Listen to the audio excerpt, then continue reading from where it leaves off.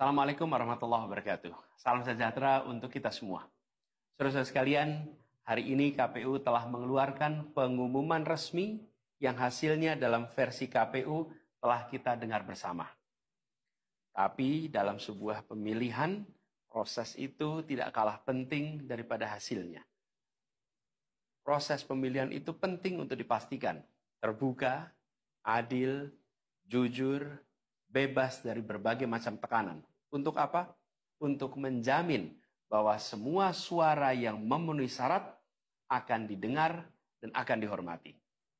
Proses pemilihan ini penting untuk dijaga agar memastikan legitimasi, kepercayaan, dan inklusivitas dalam hasilnya. Tanpa proses yang kredibel, legitimasi calon yang terpilih atau legitimasi keputusan bisa menyebabkan keraguan. Maka menjaga integritas pemilihan adalah fundamental untuk kelangsungan demokrasi dan untuk terpenuhinya aspirasi masyarakat secara keseluruhan. Atas dasar itu, izinkan kami menyampaikan pernyataan untuk mendakapi proses pemilu yang sejak awal hingga saat ini. Saudara-saudara sekalian, sepanjang perjalanan Pilpres kali ini, sejak awal kita semua telah melihat dan menemukan begitu banyak ketidaknormalan, kekurangan, dan pembiaran terhadap proses yang tidak wajar, yang tidak pernah terjadi sebelumnya dalam sejarah bangsa ini.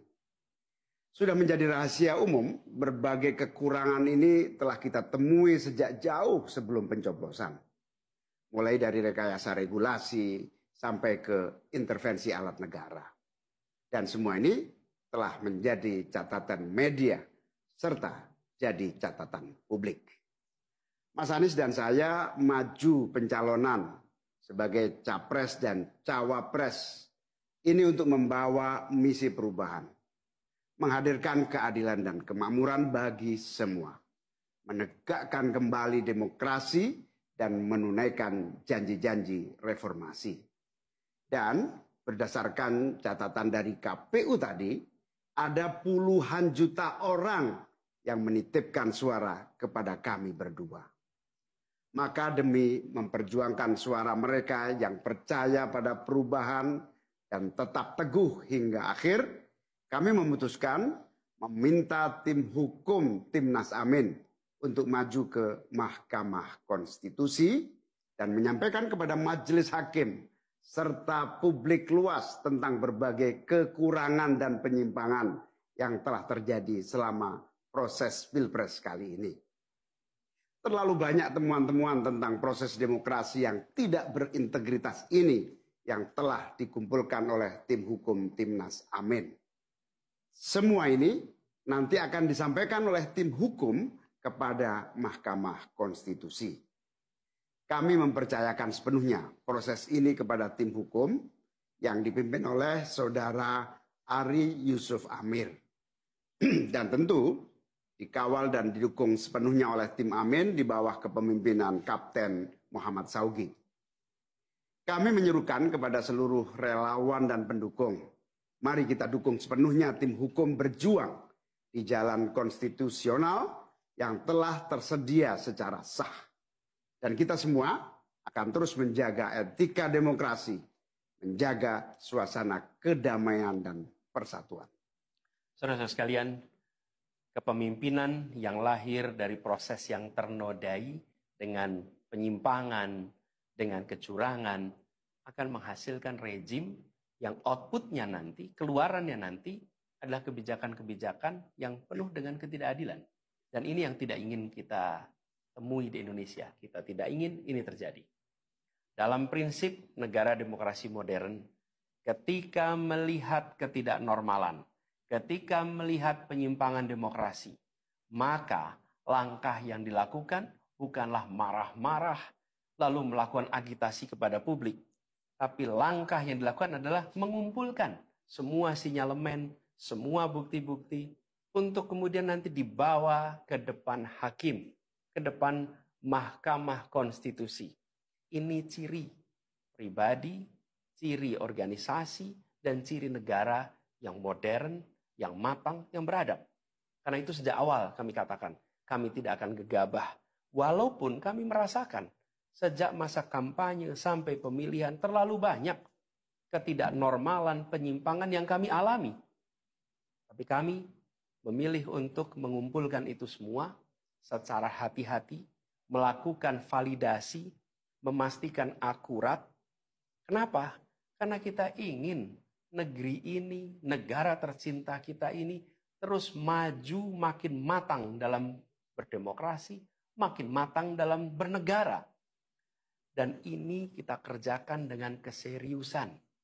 Kita tidak ingin proses demokrasi yang terjadi membuat kita mundur mendekati masa prareformasi. Karena itulah kita menjaga semua proses ini secara baik, secara tertib. Walaupun itu semua kita lakukan, akan ada saja yang berusaha merendahkan usaha konstitusional ini. Ada saja yang nanti akan mendegradasi usaha konstitusional ini. Seakan ini adalah sikap penyangkalan dan tidak mau menerima kekalahan. Izinkan kami tegaskan di sini. Kami tidak ingin membiarkan penyimpangan atas demokrasi itu berlalu tak ditantang. Kami tidak ingin penyimpangan itu berlalu tanpa catatan. Kami tidak ingin ini menjadi presiden yang buruk bagi generasi-generasi yang akan datang. Biarlah cukup berhenti sampai di sini. Jangan ada pembiaran.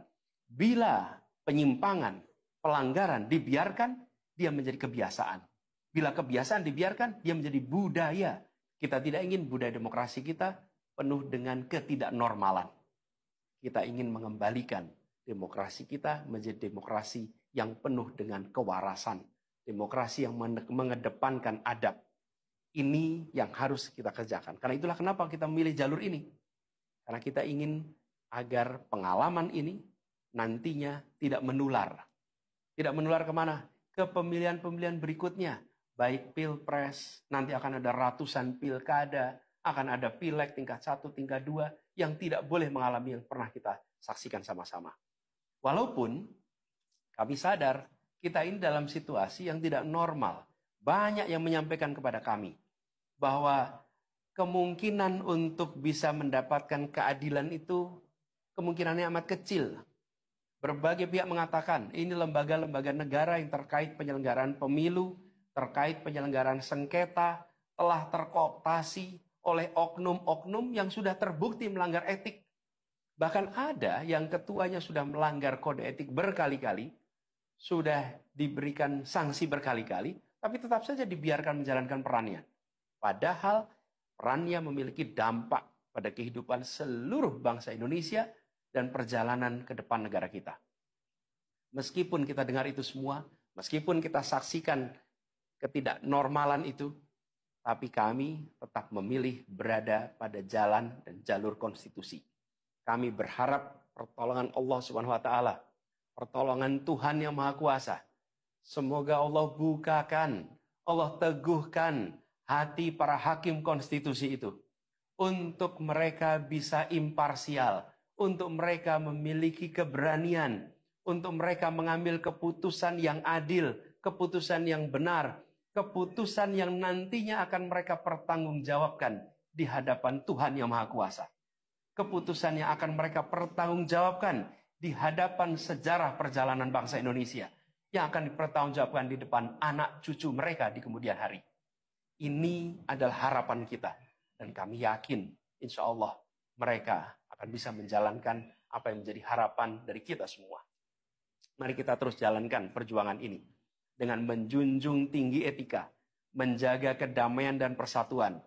Kita dukung langkah tim hukum, dan kita biarkan segala temuan itu nantinya disampaikan dan menjadi rekam sejarah yang tercatat secara resmi dalam lembaran risalah-risalah Mahkamah Konstitusi Republik Indonesia.